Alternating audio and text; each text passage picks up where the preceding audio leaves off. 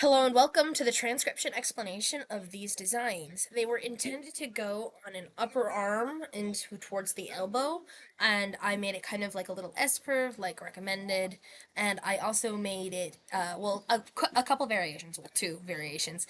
I made two variations of this design. One is a little bit more stretched out, and one is a little bit more compact, just because I wanted to give a little bit of flexibility in how you wanted the design to be placed.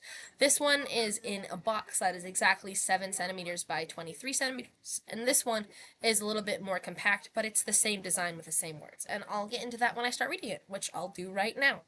So you start reading the script at the bottom and you go counterclockwise, like a time traveler going back in time. And the reason why you don't start with the bottom word in this design like you typically would is because there's a start marker at the top word here. And this helps with the overall flow of the design going into the existing design on the inner forearm of the same arm that this is going to get tattooed on. So we start at the top towards the shoulder and we read down towards the elbow, and then from the elbow we read towards the wrist. And the start marker will actually help with the order of both designs, being kind of at the beginning of both. So let's go ahead and read our words. So starting at the bottom of this word circle, we have a horseshoe shape.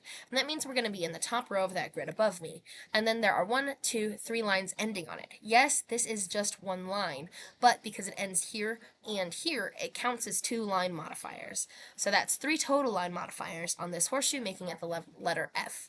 And then we have 3 dots on this shallow divot, making it a letter R. I has a line going inwards, E is centered, 1, 2, 3, 4 dots on the ND, and a shallow divot with 3 lines for the S. The 3 lines here are done very similarly to these, with 1 line counting twice and then the third going from the middle. So that's the word friends, and then we have an A outside our word circle for this next word, a shallow divot with 3 dots for the R, and our E is centered on the line of our word circle.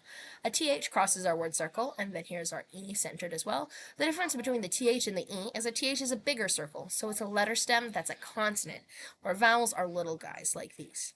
So this next word here, which has a similar sort of emphasis on it like this one, and also kind of helps balance the design so that this has at least one dark chunky bit to kind of make it seem like a cohesive design with the lower one, which has 2 of those dark chunky bits, kind of adding emphasis toward. And we have this word which has 1, 2, 3 lines on this F, just like the other one, A outside the word circle. And then this letter stack is pretty complicated because we actually have 3 letters all written together.